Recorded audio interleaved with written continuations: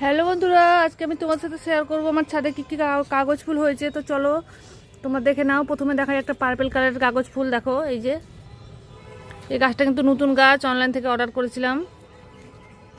দেখো অনেক থোকা থোকা ফুল হয়েছে। এরপরে দেখো একটা রানী কালারের কাগজ ফুল, খুব সুন্দর হয়ে এসেছে। দেখো তোমাদের কার কার কাগজ ফুল ভালো লাগে একটু কমেন্ট করে জানাবে আমাকে। এ দেখো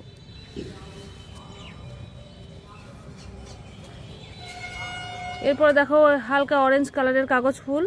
ঠিক এই কালারটা কি আমি বুঝতে পারছি না। তো প্রথমে দেখো এই কালারটা হয়, আবার শুকিয়ে গেলে পিঙ্ক কালার হয়ে যায়। তারপরে দেখো হলুদ কাগজ ফুল, ইয়েলো কালারের।